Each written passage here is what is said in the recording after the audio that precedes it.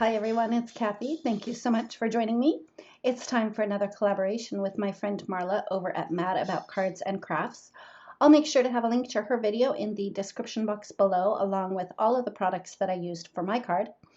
I started out with a piece of Cougar Super Smooth cardstock, and my initial idea was I was going to make a slimline card, but I changed my mind at the end. So you can ignore the measurements for that cardstock, other than it's 3.5 inches wide, and I do end up cutting it down to 5.5 inches tall. I started out and taped my stencil to my cardstock, and the stencil is from Pretty Pink Posh. I've had it in my stash for a while, and I really wanted to make a New Year's card and thought that it would be perfect for this technique and this card. And by the way, I don't think I mentioned it, but our collaboration this month is to use embossing paste with embossing powders. So once I had my stencil taped in place, I used Ranger texture paste, and with my palette knife I just kind of glopped it up at the top of the stencil and then used my Stencil Pal to draw the paste all the way down the stencil. Once I had a nice even coat, I did toss my little Stencil Pal and my palette knife into a bucket of water that I have over to my left. And when I removed the stencil from my cardstock, I did the same thing, dumped it over in my little bucket of soapy water to make sure that my stencils didn't dry with that stuff on there. You do want to make sure that you clean your stencil and your tools right away to make sure that the embossing paste doesn't dry on them. So after I peeled away all of the painter's tape, I used my finger just to clean up the sides a little bit, and I set that off to the side just long enough to clean off my craft mat.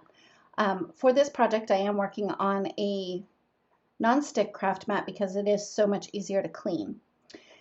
Now the embossing paste is still wet, and I sprinkled a little bit of gold embossing powder just kind of randomly because I also wanted to bring in some silver embossing powder.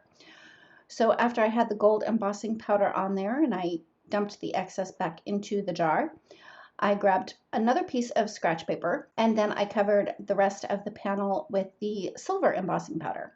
And some of the fireworks ended up mixing, so there was a little bit of silver and gold on them, and I thought it turned out really pretty. Once I had the embossing powder on there, I did set that panel aside so that the embossing paste could dry.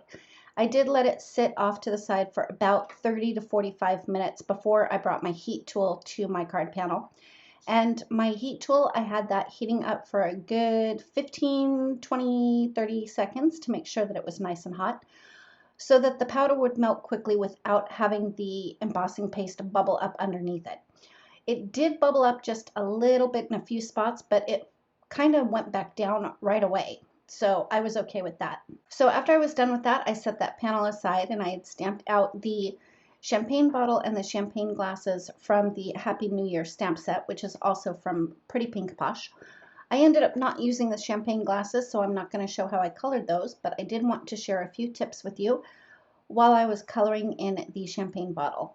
I started out with YG67 and just did a really thin line on the outer edges of the bottle. And then I came in with YG17 and added a little bit more, and I did go over the YG67. So every color that I use, I'm going over the previous colors that I had already laid down on my cardstock. The third color I used was YG either 23 or 13. I can't remember which, but it will be listed down in the description box below.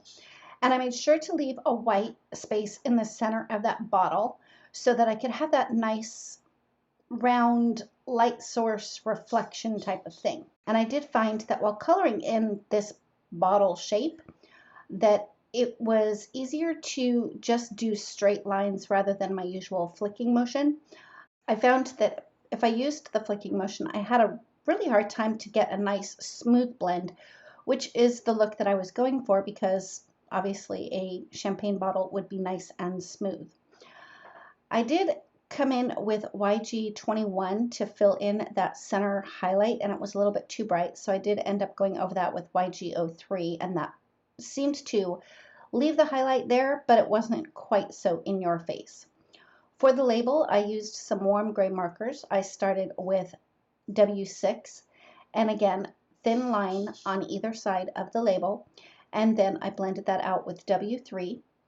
I came in a little bit more with W1, and I tried to line up the highlight on the label with the highlight that I had left on the actual bottle. I finished up with W1, and then I did like a tiny little bit of W3 up at the top where the, I don't know, sticker or label is up at the neck of the bottle. I'm not even sure how to word that. Then of course I had to have the gold foil up at the top, so I started with Y26 and I blended that out with Y17. Then I had to decide which yellow I was going to use for the center highlight, and I ended up with Y32. For the very top part of the bottle, I did the same thing. I just used the same greens and worked from the outer edges in towards the center. Once I was done coloring in the bottle, I moved on to coloring in the cork, and I started with YR27. And again, to keep it that nice round shape, I did have the darkest color on the outer edges. And then I did do a line underneath the part of the cork that would be sticking out more from the very bottom of the cork. I hope that makes sense. Just so that it would appear to have that little bump that corks naturally do. After I was done with the YR27, I used a little bit of E35, E33, and then I finished up with E31.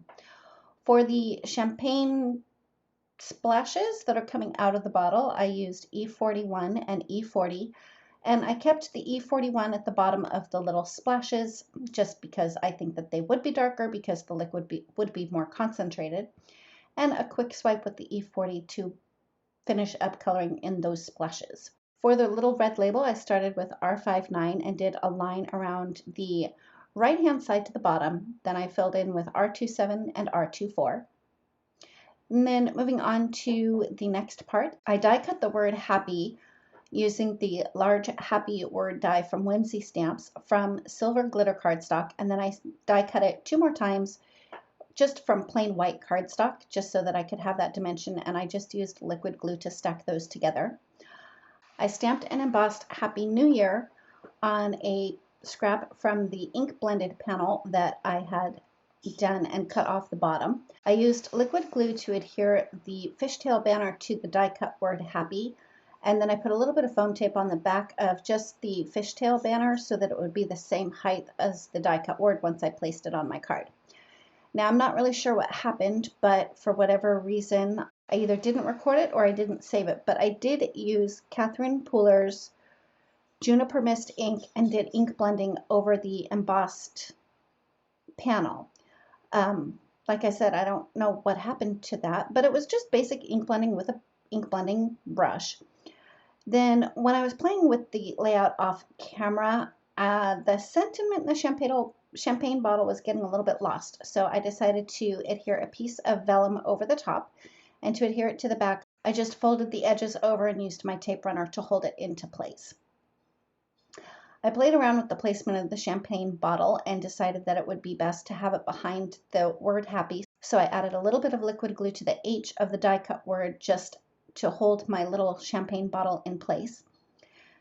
Next, I adhered my panel to the front of a top folding A2 size note card, and then it was time to finish it up. I removed the release paper from the foam tape on my fishtail banner and added liquid glue to the back of the champagne bottle and the die cut word, and added that to the front of my card, and that's it. That finishes up my card for today.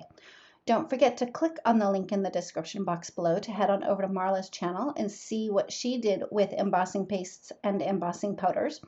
I do appreciate you joining me. I hope you have a very happy new year. Be safe out there.